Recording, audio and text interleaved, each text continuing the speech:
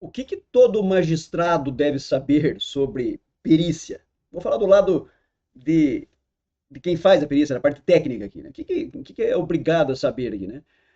Primeira coisa, não existe essa história, né, de que a parte mais importante de um laudo é a conclusão. Não, eu sei que a maioria não vai seguir esse aforismo, mas não é a conclusão. Qual que é a parte mais importante, então, de um laudo? Está aqui. Código de Processo Civil. Está escrito lá. O laudo pericial deverá conter o quê? Expulsão do objeto. A análise técnica ou científica realizada pelo perito. Sim, porque a perícia é o quê? A perícia é uma análise técnica e científica de uma situação. É isso. E o perito, ele é obrigado a indicar o método utilizado, esclarecendo e demonstrando que ele é aceito. Então, eu não posso, vou tirar o método da minha cabeça. O perito da criminalística, vou aferir a quantidade de cocaína que foi apreendida. Como é que eu vou pesar isso aqui? Vou colocar ali uns pezinhos que eu acho que esse aqui tem 1 quilo, eu acho que esse aqui tem 1,5 kg, eu vou ver se tem entre 1 quilo e 1,5 kg, e vou dizer quanto que tem. Não, ele vai pegar uma balança, ele vai dizer qual a marca da balança, quando que foi aferida essa balança, todo o registro dela, o rastreamento dela, para poder ser contestado. O princípio básico da prova é esse, é o contraditório. Então, essa é a prova técnica produzida. Nessa parte imaterial, né, relacionada às perícias aí de engenharia, isso que envolve cálculo, assim, ou do contador, por exemplo, isso é fácil, né? O contador ele sempre vai lá e coloca o método que ele joga. Como é que eu cheguei nesse cálculo aqui? Tá ali a memória toda que ele vai especificar. E o que eu vejo uma falha muito grande nos laudos médicos é que o método não é indicado. Então eu já vi, tem um outro vídeo aqui, o sujeito fala assim, o examinando aqui, o paciente, né, o examinando tem 4 centímetros de encurtamento no membro. O sujeito não foi, ele não mediu, não tem uma fita métrica. Não foi usar uma fita métrica para ele chegar à conclusão. Ele olhou e falou que tinha 4 centímetros. E pior, o juiz aceitou o laudo dele e refutaram, etc. E ficou por isso mesmo. E quem não acreditar, eu passo o número dos autos aí para checar. Absurdo. Mas era o. Não, eu vi o encurtamento ali. Aí a foto que estava presente lá nos autos, a foto que parecia o que estava mais curto era o outro lado. Não o que ele estava dizendo que estava mais curto. Existe técnica para medir encurtamento. Tanto técnica com fita métrica quanto técnica de tomografia, por exemplo.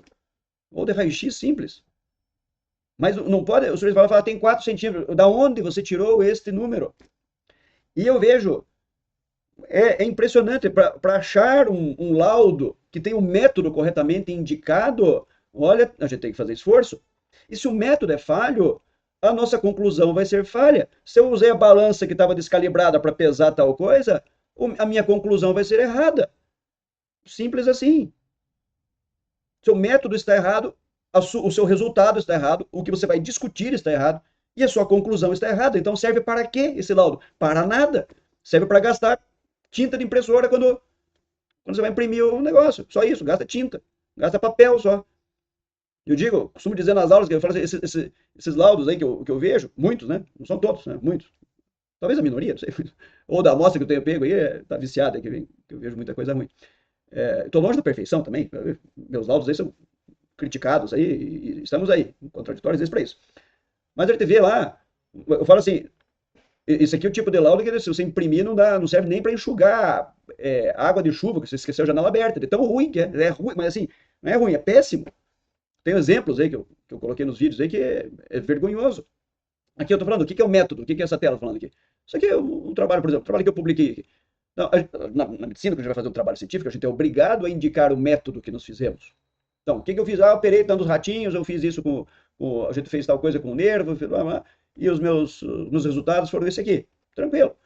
Ou eu pego assim um estudo dessa natureza aqui, que também nós publicamos, e que eu falo ali, ó, o material e o método, o que eu tenho? Foi feita uma pesquisa usando tais estudos, etc, etc. Blá, blá. Então, esse está o nosso método. Por quê? Porque quem vai avaliar tem que saber como é que eu cheguei àquela conclusão. Não é simplesmente eu apontar e falar, ó, eu concluí tal coisa. Não é isso. Tem que ter a fundamentação. A gente sabe que a sentença sem fundamentação é desprovida de valor, que o laudo pericial sem fundamentação é desprovido de valor, ele vai ser nulo. Né? Sim, mas não é o que a gente vê. Assim, simplesmente passou lá, não, aceitamos o laudo assim, e não é. E para o assistente técnico depois, que ele vai analisar aquilo ali, ele tem que saber como é que chegou àquela conclusão. Então, o método é baseado, por exemplo, na parte médica. Eu tenho que conhecer a anatomia, eu tenho que conhecer a fisiologia, eu tenho que conhecer a cinesiologia.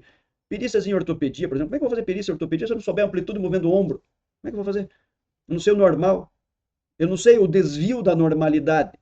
Ah, mas o tudo que é desvio da normalidade é patológico. Não. Leia o normal e o patológico. No Canguilhem. Escreve Canguilhem, Canguilhem, para quem gostar. Existe uma diferença de desvio da normalidade, de anomalias e situações patológicas. Mas eu tenho que conhecer isso aí. E para o juiz, para o destinatário da prova, tem que ficar claro isso aí. Não é achismo. Ah, eu acho que tem uma limitação leve. Né? Eu falo assim, concluo, limitação leve. Limitação leve da onde? Ah, não. Eu usei o barema português, usei a tabela da SUSEP para chegar nessa conclusão. Então eu digo que tem 30% de limitação. Mas 30% de limitação do quê? Do quê? Ah, usei os baremas portugueses aqui, a tabela de capacidade. Tá, mas aqui eu tenho o movimento normal. Aí eu vou ver, por exemplo, a flexão do ombro, eu vou ver quanto que ele tem. Ah, de 0 a 30, de 0 a 60, tá? Quanto que ele movimenta de flexão, quanto que o ombro vai para frente. E isso existe para todos os movimentos do ombro. Para flexão, para extensão, para rotação interna, para rotação externa. Para tudo tem. E o sujeito, ele não indica, ele não fala assim, olha, o examinando tem deflexão, ele tem 80 graus. O normal seriam 180 graus. É isso que ele deveria falar. O normal, o contralateral, por exemplo, outro lado, tem 180. Esse aqui tem 80. Você acabou de quantificar. É isso que a gente precisa saber. Ah, a força no membro. Tem X aqui no dinamômetro num lado. E no outro? Não, no outro lado tem X menos um terço. Tá? Você acabou de quantificar. Você tem uma ideia do que está acontecendo, de quanto de perda de força que teve. Você tem uma ideia para você poder explicar, para justificar no método. E daí os seus resultados vão ser consistentes. Mas é uma dificuldade para encontrar o método bem especificado. Porque o que a gente vê muitas vezes é isso aqui. Né? Usei a tabela de não sei quem aqui para quantificar. Usou a tabela, mas cadê a sua comprovação? Cadê a foto do sujeito movendo o ombro lá com tal grau de flexão para você chegar a essa conclusão? É isso que precisa. Sem método, a conclusão vai ser equivocada. E o método tem que estar bem descrito para que as partes tenham clareza sobre aquilo que foi feito e possam, inclusive, contestar. Certo? Obrigado.